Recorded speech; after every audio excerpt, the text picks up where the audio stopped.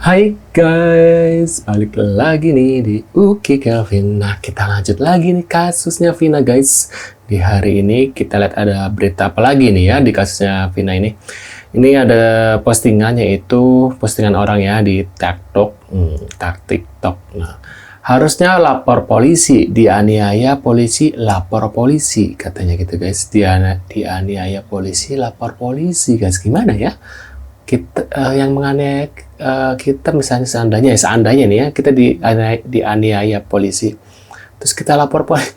Gimana caranya nih? Kita lihat videonya seperti apa ya. Lapor polisi, harusnya lapor polisi.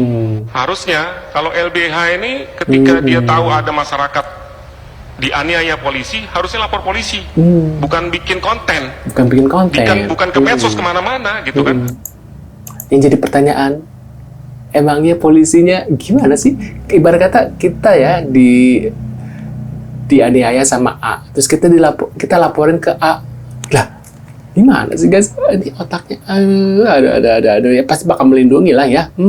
Gimana sih si papa tua ini? Nah, kita lanjut lagi, ada sebuah video. Istri saksi AR hubungi saya. Netizen merapatkan barisan, satukan opini. Kita lihat seperti apa videonya. Itu barusan ngirim pesan ke saya. Ya, intinya dari percakapan saya dengan istrinya AR ini menyimpulkan bahwasanya orang-orang yang menggiring opini kasus Vina menjadi kasus pembunuh ini dengan... Tadi bentar ya, saya baca dulu ya, bentar ya. Maaf bang, AR ini bukan anak polisi tapi anak TNI katanya guys. Itu suami saya. Loh, itu jadi bundanya AR. Semoga keluarga saya selalu ya, katanya gitu ya. Maaf saya sebut bantu bela keadilannya, bantu bebaskan 7 pidana yang tak salah. Terima kasih Ibu, terima kasih sudah cinta NKRI, cinta keadilan rakyat kecil. Iya bang, terima kasih doanya, dan ini saksi fakta ya bang, bukan saksi yang kata netizen bilang katanya. Amin, doanya bang biar suami saya juga bisa bebas dengan segala tuduhan ke dia, karena nggak segampang itu jadi saksi bang, harus di BAP dulu berkali-kali pertemuan katanya gitu guys. Opini kasus Vina menjadi kasus pembunuh ini dengan gaya-gayanya yang detektif, lalu kemudian menuduh si A, si B dan cocokologi yang gaya detektif itu hanya akan membuat runyam kasus ini. Kenapa? Itu membuat para saksi-saksi itu takut untuk keluar, takut untuk speak up, bicara dengan kebenaran begitu loh. Padahal itu yang mereka tuduhkan, orang-orang yang menggiring opini ke pembunuh dan pemerkosa ini juga nggak jelas buktinya mana gitu loh, nggak valid buktinya, cuma hanya cocokologi aja dengan gayanya yang detektif itu. Ini malah membuat kasus ini makin tertutup karena saksi-saksi tidak berani speak up. Ingat, ada satu asas hukum, membebaskan 1000 orang yang bersalah itu jauh lebih baik daripada menjebloskan 1 orang yang tidak bersalah. Anda yang masih cocokologi, mikir. Mikir ya bang ya. Emang ini nggak ada bukti ya, nggak ada CCTV, nggak ada sidik jari. Emang sih bang, saya juga nggak percaya kalau ini adalah pembunuhan ya, dari awal juga ya. Tapi abang kan dari awal pernah bilang ini ya, masalah Peggy Cianjur ya bang ya. Kalau saya mah dari awal juga nggak pernah bilang ini siapa pembunuhnya ya. Kita lanjut lagi di video selanjutnya. Tubuh korban. Kalau luka terbuka ini biasanya akibat apa, dok? Terangan dari Dokter Yudi, pembunuhan berbeda dengan kecelakaan. Luka terbuka kita secara traumatologi forensik kita bagi dua, kita bedakan penyebabnya bisa karena trauma tumpul, bisa karena trauma tajam. Kalau trauma tajam umumnya identik dengan penyebabnya adalah benda tajam, entah itu pisau atau suatu benda tajam lainnya. Sedangkan kalau luka terbuka karena trauma tumpul, biasa kita kenal dengan istilah luka robek. Karena kalau robek itu artinya ya pecahnya tuh tidak beraturan atau tidak rata tepinya. Nah, jadi itu yang bisa kita nilai dari kondisi lukanya. Oke, dok, jika kasus ini sudah bertahun-tahun berlalu begitu, katakanlah kita akan menguji ulang kembali begitu ekshumasi, proses otopsi ulang, apakah kemudian ini masih akan berfungsi atau sudah tidak karena hanya tinggal tulang belulang saja? Sebenarnya seperti apa? Ya. Kalau kita mengatakan bahwa ekshumasi atau penggalian kubur, aduh kepotong. Guru, dia ya baturan ya kolot mandi dia kasaran geus dahar ngeuna. Duit dibere. Kenaon deui tuh hirup tuh. No, yang kemarin nggak percaya tuh aib mukanya tuh. Ya, yang kemarin bilang itu bukan penggantinya tuh mukanya mau seganteng gitu ya, sejelek atau gimana nih, bukannya Aib nih. Ada yang nggak percaya kan yang kemarin yang sama si Fitri itu, Neng Fitri, kalau itu bukan si Aib. Padahal udah jelas-jelas tuh Aib ya, karena buka masker aja sih kalian nggak percaya. Gitu. Saya teh anggaplah kalau orang Surabaya, pada ini kalau orang diturkan, ulah cok turkan batur untuk para rukuh. Temunya kakolot buru-buru ka dieu. Baturan kolot di dieu digawe. Namun bebarengan jeung anak mah tinggali. Susah payahna teh jeung ureunan. Tenang urun gua senangnya kalau tenang urunan anak senang. Mungkin kadang-kadang anak senang kalau masih belangsak. Ai kalau tenang mah anak yang senang.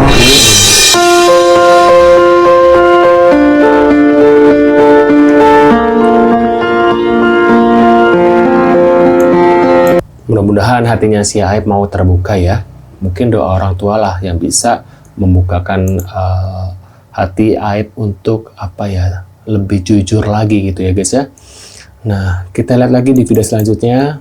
Gagal mengejar saya itu ketutup truk. Akhirnya saya lurus. Jadi jangan lagi bertanya kenapa kok para saksi baru saat ini bermunculan, kenapa nggak dari dulu, bla bla bla bla bla bla bla bla bla. Bisa Anda bayangkan bukan bagaimana kondisinya, seperti apa kondisinya? Saat ini saja ada begitu banyak intimidasi, maka bisa dibayangkan pada saat itu kondisinya seperti apa.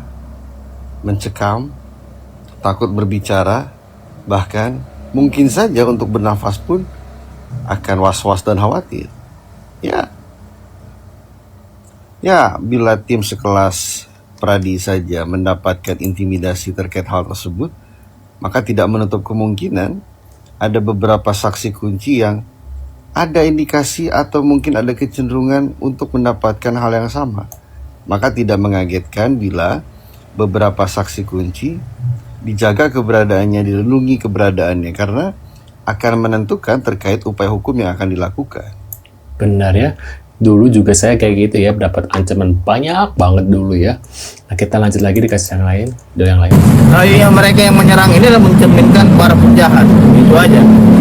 Para penjahat yang keyakinan abang sebagai kuasa hukum dari Juliana, perkara akan tuntasnya benang merahnya ini apa sih bang maksudnya? Ya, saya sebagai media juga mempertanyakan bang, ada titik kejanggalan bang, maksudnya ini kan semua juga sudah berlalu dalam tanda kutip, saksi-saksi sudah berdatangan, yang kita berdatangan itu kan orang yang kita anggap yang orang pelosok yang intinya nggak berani kalau dia nggak benar bang, gimana bang? Yang pertama, kalau kejanggalan sih tidak ada di kita, justru yang janggal ini yang datang ini. Janggalnya itu kenapa baru 8 tahun yang lalu baru sekarang dia ngomong, kenapa dia nggak ngomong ke polisi kalau memang dia benar keterangannya, itu saja simpel, bukan di kita yang janggal, mereka yang janggal gitu loh. Nah satu kata lagi, ada saksi katanya dia melihat standing ini kan bahasa gaul standing ini, kok orang tua bisa ngerti standing apa dia menyebut dugaan saya gitu, berarti kan seolah-olah seperti ada yang nyetir bahasa dia ini, biar ada menggunakan asas praduga tidak bersalah gitu loh. Kalau memang dia melihat langsung, nggak usah kata dugaan aja, langsung aja itu adalah pidana dan etik, itu aja langsung dibilang dia, jangan bilang dugaan. Berarti kan kalau kata dugaan dia masih ragu-ragu, masih abu-abu gitu, udah poin aja. Kalau memang keterangan dia salah ya kita pidanakan gitu loh, nggak usah pakai kata dugaan lah, berlindung di dalam praduga gitu. Tapi kan ini kan perkara ini dugaan ini kan viral karena ada film bang, akhirnya dia berani filmnya itu juga nggak benar itu, makanya saya bilang ini yang buat film ini ngarang-ngarang aja itu. Benar, sesuai dengan omongan dia, ngarang-ngarang, karena ini kan bukan kasus pembunuhan ya, tapi kecelakaan, makanya dia bilang ngarang-ngarang. Emang filmnya juga ngaco guys, karena ini bukan kasus pembunuhan tapi ngarang-ngarang, dia ngomong sendiri loh ya. Nah, menurut pendapat kalian gimana nih? Tulis di kolom komentar. Terima kasih udah hadir dan jangan lupa bantu subscribe dan sampai jumpa di video selanjutnya. See you guys.